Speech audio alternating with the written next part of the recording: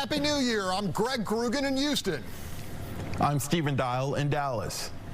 And I'm Rudy Koski in Austin, and this is Texas. The issue is. This week in the nation's capital, elected lawmakers, old and new, have gathered for a fresh session of a now divided Congress. Among them, Wesley Hunt, a Trump-backing Houston area conservative many view as a rising star in the Texas Republican delegation. Newly elected Republican Congressman Wesley Hunt insists the deepening immigration crisis along the Texas border is a clear and present danger to America's sovereignty and security.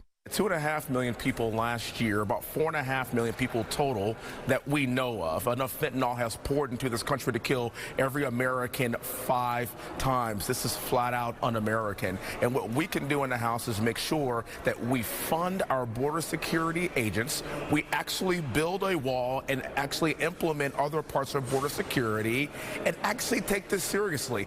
Hunt, a former U.S. Army combat helicopter pilot, is joining other GOP lawmakers who label the Mexican cartels an existential threat. We have usurped that power to that entity, to basically a terrorist group, and we in the House have got to make sure that we take control of our border. This is a sovereign nation. We need to know exactly who is coming in and out of our country. It's our constitutional right, and we must implement it. A veteran of the Texas oil patch, Hunt has pledged to push back on President Biden's anti-carbon policies. Nobody is against renewable energy. We actually want to get to that next abundant and affordable clean energy source, but you cannot get there without LNG. You cannot get there without oil. We have got to stop the assault on our #1 industry, not just in Houston, but in our state.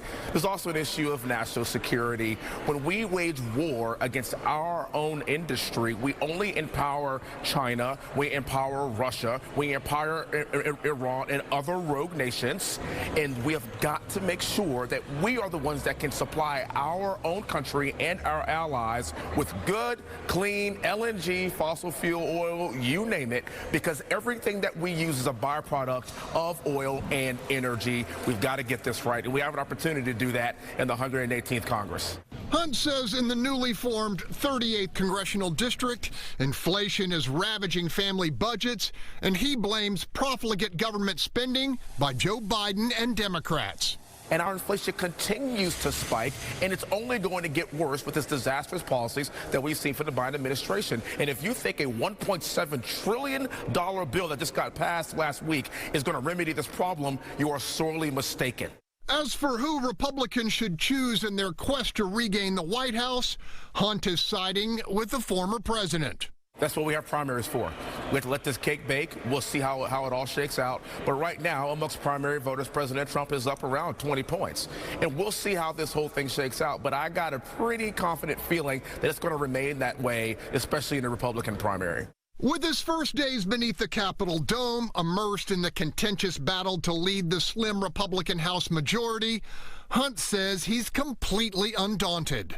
This is how our system works. Sometimes democracy is messy, but by God, this is the best system in the entire world. And as somebody that's lived in Saudi Arabia and flew combat missions in Iraq, I can tell you that the last few days, while frustrating, is better than anywhere else in the entire world. My one-word description, intense. Stephen, what's your word? My one word, repetition. Okay, Rudy, lay it on us. What's your word?